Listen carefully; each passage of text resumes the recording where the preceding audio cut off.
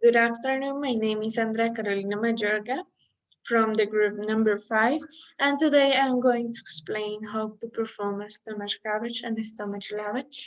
And I will explain a little bit and show you a video of it in order to for you to see the procedure and what you need to do. But I don't have the materials, the equipment to do it, so it will be like that. So the stomach gavage is for patients who have inability to ingest shallow or chew foods, but the patient is able to digest and absorb nutrients, and it requires a feeding via tubes. And tube feedings deliver um, liquid free feeding formula directly to the stomach, duodenum, or jejunum. So the equipment needed is the feeding formula, the bulk syringe, 120 milliliters of water, the garbage bag with tubing and flow regulator clamp, the towel or linen savage bag, a 60 milliliter syringe, the pH test stream, and we can start by confirming the patient's identity using like the a common language. We need to verify the physician order. We need to provide privacy and explain the procedure to the patient.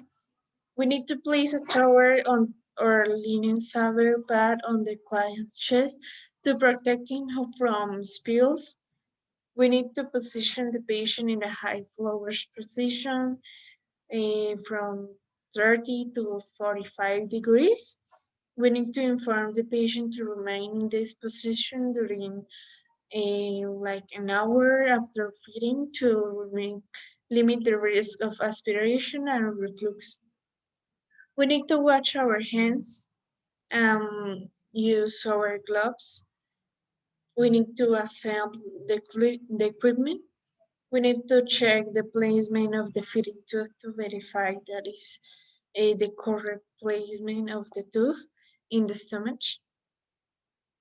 Um, we shall never administrate a tooth feeding until we are 100% sure or almost that the tooth is properly positioned in the stomach, and administrating feeding through a misplaced tooth can cause the formula to enter to the lungs.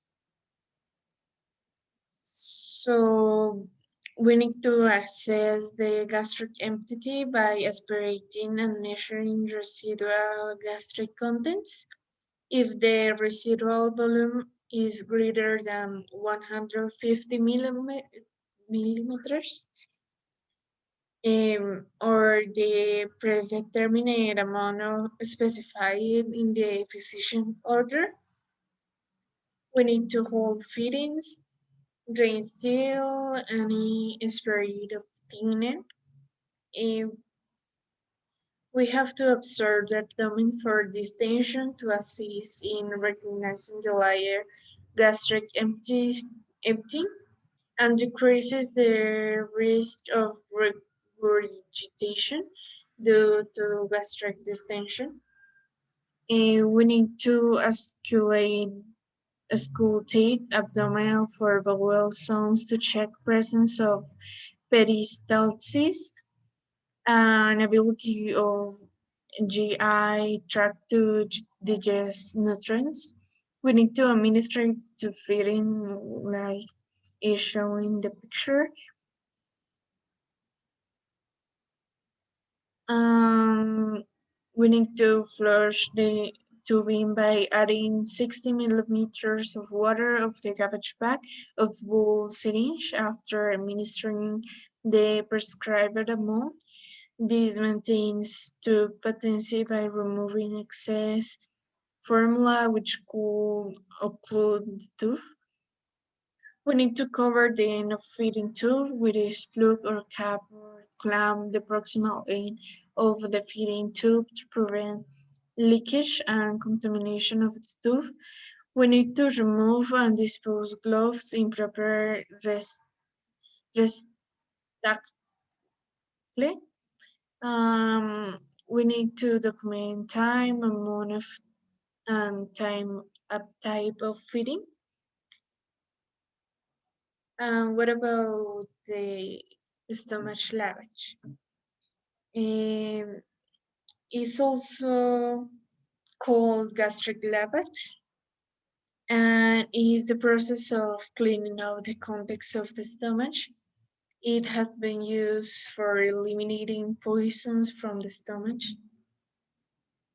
and the purpose is for urgent removal or of digestive substance to decrease the systemic absorption, to empty the stomach before endoscopic procedures, to diagnose gastric hemorrhage and to arrest hemorrhage.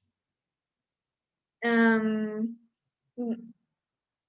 the contraindications are loss of airway protective reflexes, such as in patients who with a depressed state of consciousness, the ingestion of a corrosive substance such as a strong acids or alkali, the ingestion of hydrocarbon with high aspiration potential, and for patients who are at risk of hemorrhage of gastrointestinal perforation.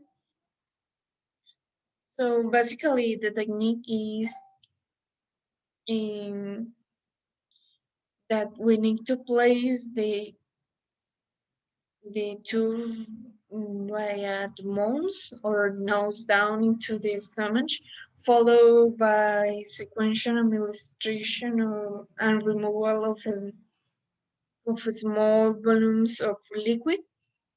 We need to place the tube in the stomach and we need to confirm either by air insufflation while listening to the stomach and by pH testing a small amount of aspirated stomach content or X-ray. And this is to ensure the tube is not in the lungs. So the lavage is repeated until the returning fluid shows no further gastric contents.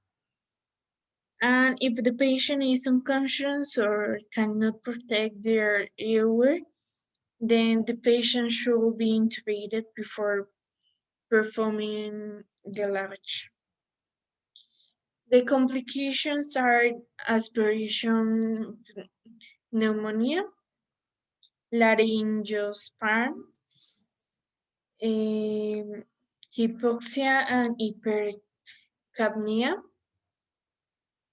bradycardia, also SOV, maybe mechanical injury. So we are going to watch a little bit of this procedure. As with any procedure, you want to have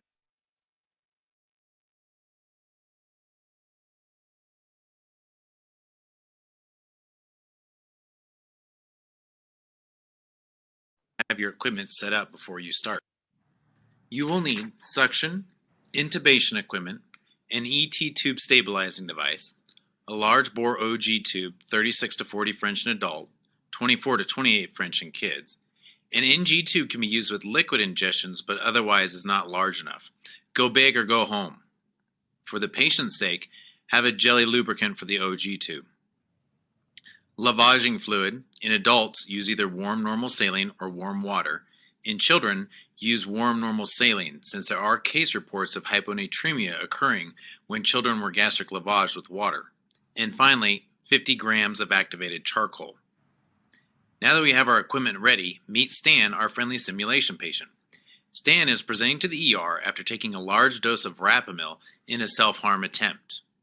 Now Stan is awake and alert, so I don't need to manage his airway. But if he was sedated, or if I expected the drug that he took was going to sedate him soon, for example, tricyclic antidepressants, then I would go ahead and protect his airway by intubating. So step 1 is make sure the airway is secure. Aspiration is the most common complication of gastric lavage, so don't use it for sedated patients or patients who have lost their airway reflexes unless you intubate them first. Step 2. If desired, place an ET tube stabilizing device to keep the mouth of a non-compliant patient open. Step 3. Measure out the length of OG tube you need to reach the stomach and lubricate the tube with hydroxycellulose jelly. Step 4. Position the patient. In general, it is recommended to place the patient in the left lateral head-down position in order to maximize gastric emptying. However, the upright position may be required in some circumstances, for example, the restrained patient. Avoid the supine position, since this will place the patient at the greatest risk of aspiration. Step 5. Pass the tube gently into the esophagus. There are cases of esophageal perforation from OG tube placement, so don't get too aggressive. Step 6. Verify tube placement with insufflation. You do not want to fill the patient's lungs with fluid. Step 7. Aspirate the gastric contents. Step 8. Gently infuse 200 to 300 milliliter aliquots of warm water or warm normal saline. In children, use 10 milliliters per kilogram of warm normal saline. Aspirate the fluid back out. Do not irrigate with force. You do not want to push the drug into the small bowel where more absorption of the drug will occur. Some toxicologists advocate administering activated charcoal prior to lavage so that any drug that passes into the small bowel will be absorbed to the charcoal, but there is little evidence to support this practice.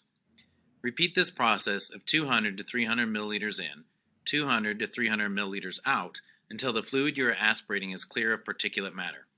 Step 9.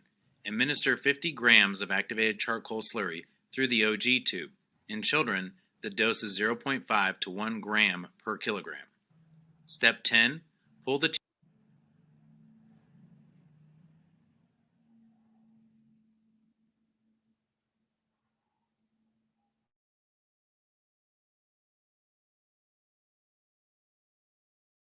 As with any procedure,